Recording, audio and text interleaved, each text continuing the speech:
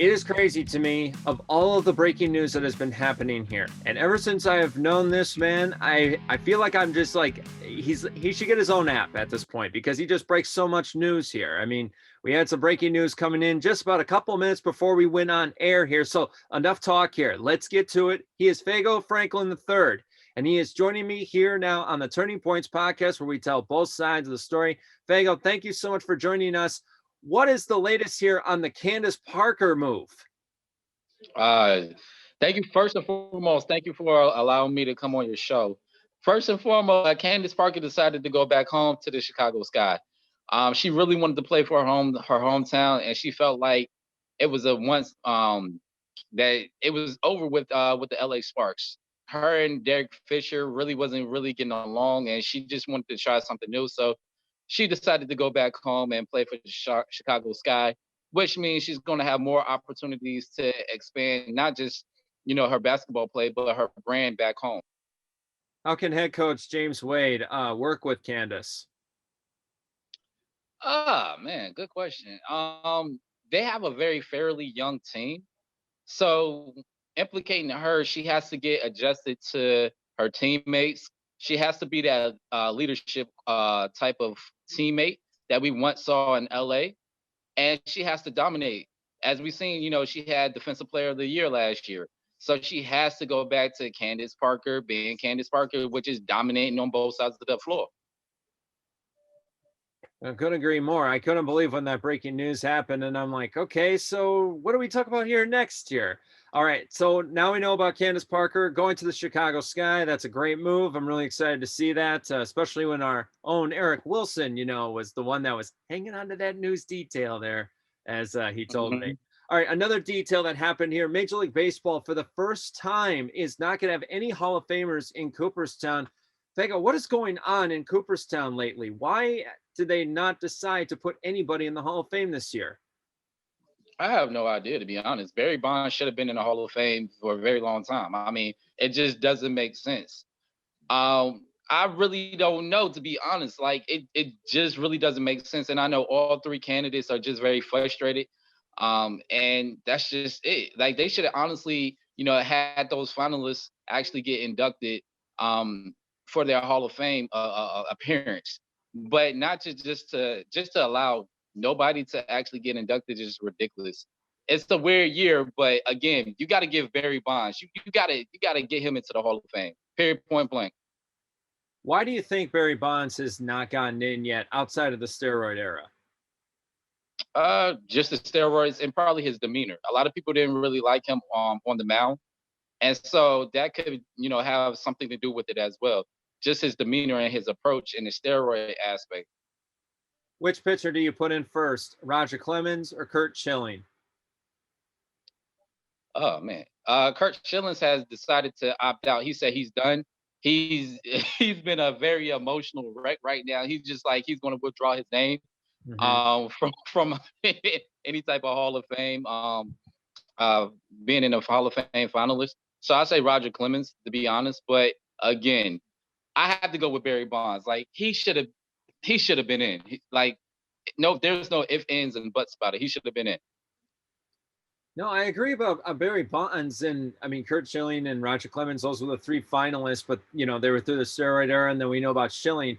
But it kind of feels like now with the Hall of Fame, they're kind of getting away from what's happening on the field and what's more off the field. What is this going to do for the Hall of Fame choosing now in the future if they keep using political and social reasoning? Nobody really wants to deal with that. They're going to probably have a new committee. And then, the players going to actually voice their opinions, which they have been doing. I mean, a lot of people have stated that Barry Bonds and Roger Clemens, they should already be inducted in the Hall of Fame. Why they're not in the Hall of Fame, we don't know. And it has a lot to deal with politics. And my whole thing is take the politics out and just player. What they did on the mound is phenomenal. And they should be actually recognized for what they did on the mound, not what they did off the field or their demeanor, but what they did and how they inspired other ball players. Speaking of inspiring, he is Fago Franklin III joining us here in the Turning Points podcast where we tell both sides of the story. Please tweet me at Both Sides Sports. Find Fago on Facebook and what was that story you said? NewsStitched. Is that what it's called? NewsStitchedMedia.com. Thank you And so you can much. follow me. Yes, sir. And then you can also follow me on my Instagram, which is SuperJournalist87, Facebook, Fago Franklin III, or you can type in my name, Fago, Fago Franklin III, and then it pops up on your Google search engine. I'll let you do the plugging in next time here. Speaking about No that, worries. there was some more breaking news. Unfortunately, it was off the field. Seattle Seahawks cut Chad Wheeler. What is the latest on Wheeler and what happened this weekend? There was a domestic violence situation where he basically choked his girlfriend and she had passed out.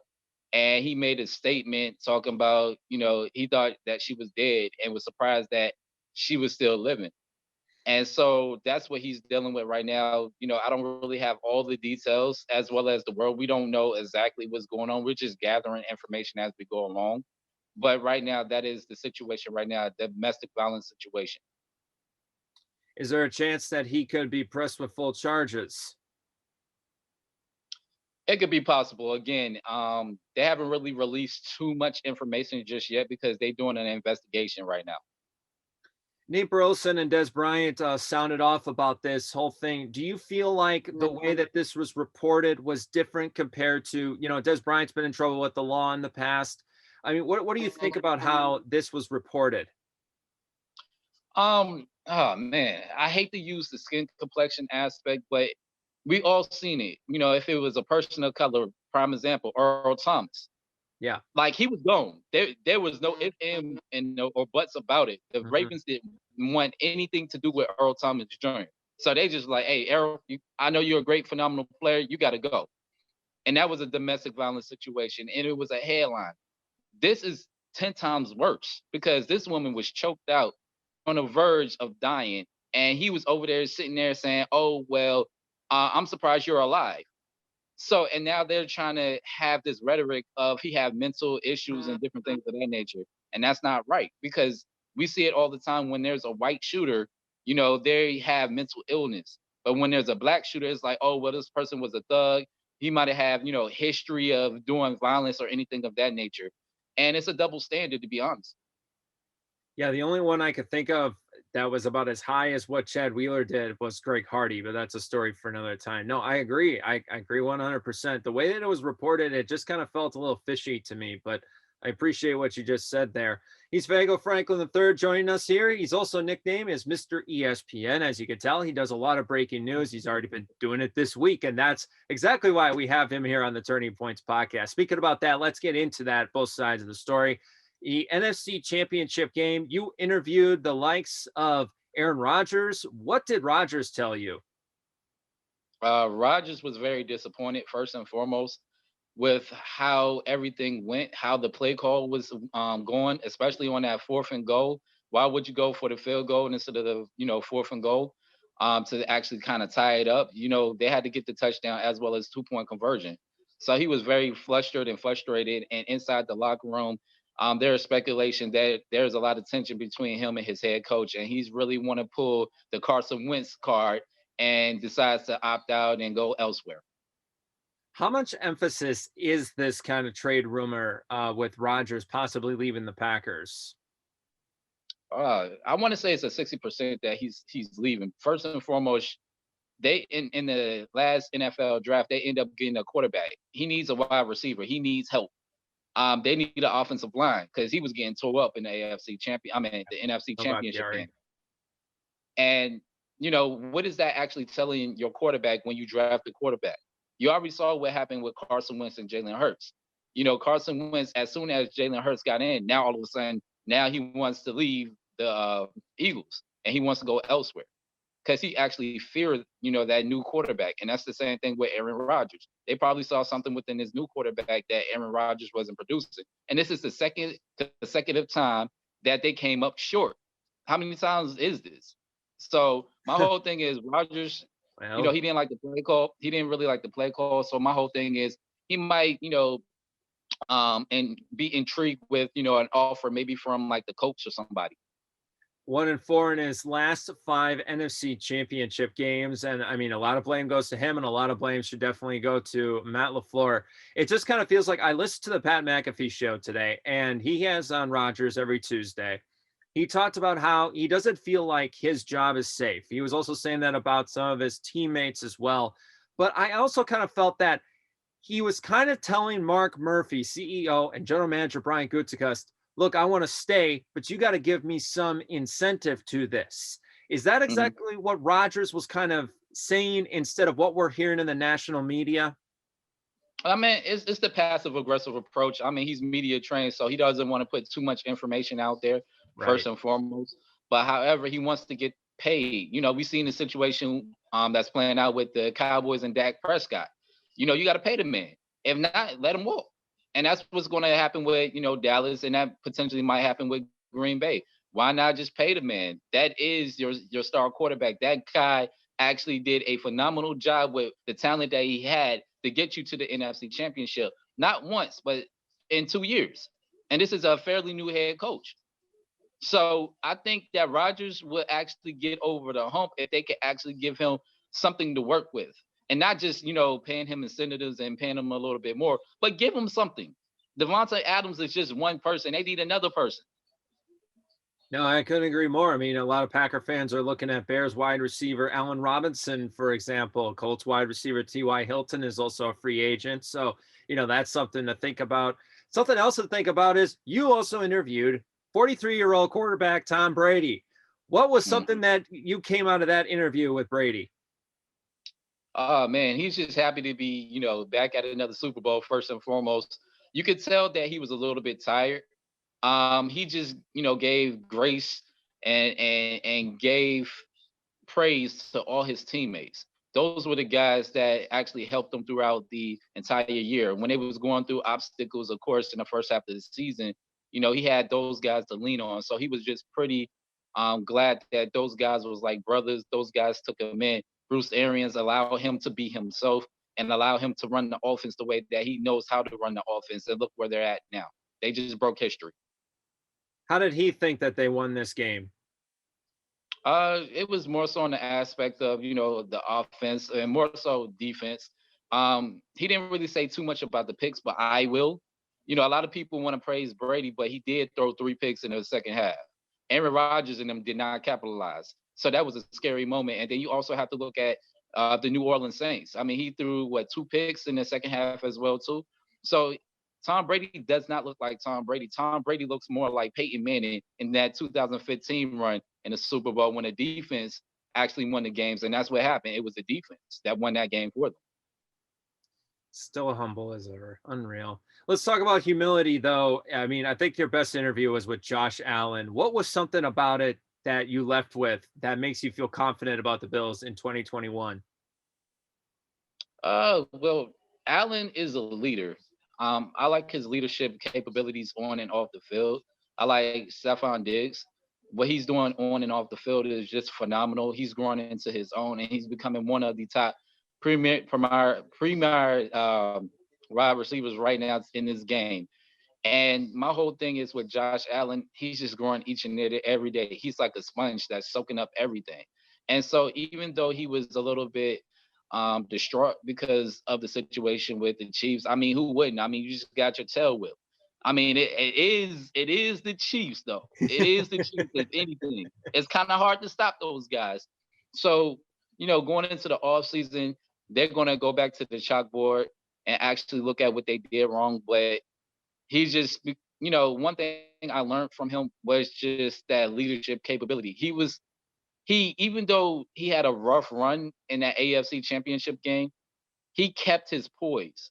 And he did not like what happened with his teammates at the end of the fourth quarter. He said, that is not us. That is not us. And he wanted people to know that that's not how the Bills organization is run. Everybody are winners, whether they lose or anything of that is team sportsmanship. And he did not like how, you know, there was going a lot of back and forth, you know, pushing and shoving. He did not like that. So as a leader, that's something I enjoyed. That is something that'll definitely make Buffalo fans happy. Speaking about happiness, you're going to be covering the Super Bowl coming up here in Tampa, Florida. and Bucks and Chiefs. How do you feel about this matchup?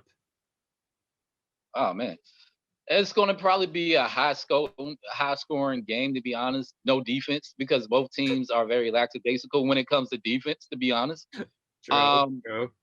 the key factor, I don't think anybody can stop Tyreek Hill. That was the key factor. And the Bucks, they have been giving up I think 26 points per game to opponents. Yes. So so they will be eating. Like Tyreek Hill will be eating. And then of course, like you're gonna have to put a man over the top or either a man underneath.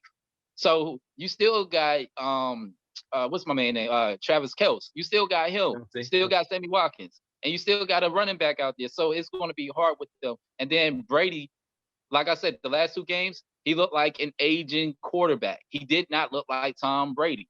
He looked like Peyton Manning. And going against this type of defense, and we already know the Chiefs are they could put pressure on opposing quarterbacks. And one thing about Tampa Bay, which all year long has been their problem, is their offensive line. They can't protect Brady like that. And so I think the Chiefs will blow this game out in the second half. I think it'll be very competitive in the first half, but I think it's going to be probably like 30-17 final score. Chiefs. I like it. What feels like a more important headline? Tom Brady getting to his 10th Super Bowl or Patrick Mahomes going to back-to-back Super Bowls and he's only in his early 20s? Not none. It's more so of the passing of the torch because Oh, you okay. look at it. Yeah. Yeah, you look at it. Brady has been the face of the NFL for the longest. So if he lose, Patrick Mahomes is now the face of the NFL. And with that team, they have reconstructed everybody's contract and everybody's together for longevity terms. So this is a team to beat. So I don't know who's going to beat this team because, like I said, I could sit there and talk all day about their defense, but you just got to outscore these people. We saw that with the Raiders. They had to outscore them. And a healthy Patrick Mahomes, a healthy Tyreek Hill, a healthy Sammy Watkins, a healthy Hilaire, Le'Veon Bell, they're just stacked all around. But with Tampa, it all goes through their offensive line. So my whole thing, yes, it's nice about Tom Brady, but it's more so of the passing of the torch. Like you have to look at it. This is more like a Magic and Michael Jordan aspect. Like Tom Brady doesn't want to pass that torch down, but Mahomes will be getting that torch at the end of the night. I love it, Fago. I love it. All right, final question before you head off here. By the way, thank you so much for coming on. I know you only had a limited time coming on. I want to talk about the NBA for a moment here. How much steam do you feel like Bradley Beal's unhappiness with the Wizards is going to have in this season? Oh man, that's a good question. I think honestly he should have been traded or either asked for a trade, demanded a trade. I mean he's not happy there.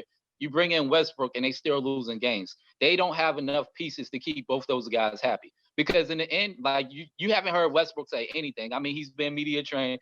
You could tell that he's kind of frustrated, but also you haven't really heard him say anything vocally.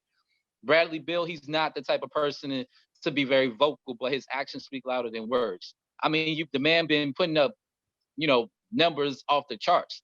But my thing is his loyalty is there, but you got to give the man more pieces in order for him to actually stay. I think he's going to actually move elsewhere because it's nothing like he has done all he could do with Washington. And Washington is not going anywhere. You brought in Westbrook and they still losing. So my whole thing is I think before the trade deadline, I think he's going to probably ask for a trade. What team could you see him fit in? Oh, man, that's a good question. Maybe Miami. I knew that was coming up because he went to the University of Florida. Yes. Maybe Miami, or either you can put him trying to. I want to say. I honestly thought Houston was going to try to grab him. That would be, yeah, because he's more durable than John Wall. John Wall, as soon as he got over there, what happened? He got injured. Wall is a phenomenal player when he's healthy. When he's not healthy, that caused a lot of riffraff. And that team is fairly young, and they lost a lot of pieces this season. So, and then, or either you can put him down with, San Antonio. Oh, Like he very good. yeah, he plays more so half court offense anyway.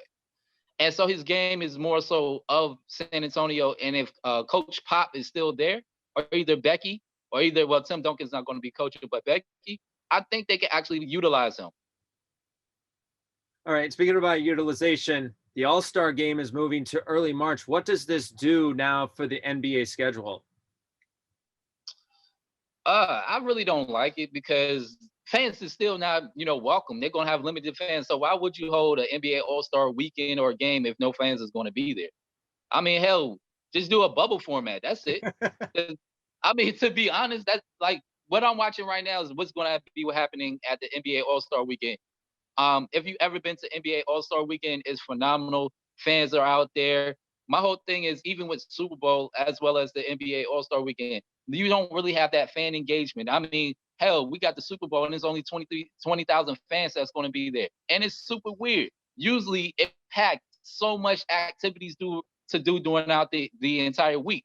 Now you only got a weekend, it's only like a couple of events, and this is breaking history. So I can only imagine with the NBA All-Star weekend. What is this? Like, no. You feel better there, Fago? Yes. I had to close it out with one question I knew that I was going to get the most out of, but he is the breaking news king, Mr. ESPN himself, Fago Franklin III. Thank you so much for joining us here on the Turning Points podcast, and also appreciate you telling both sides of the story. Thank you. Thank you for having me. Definitely have a blessed one, my brother.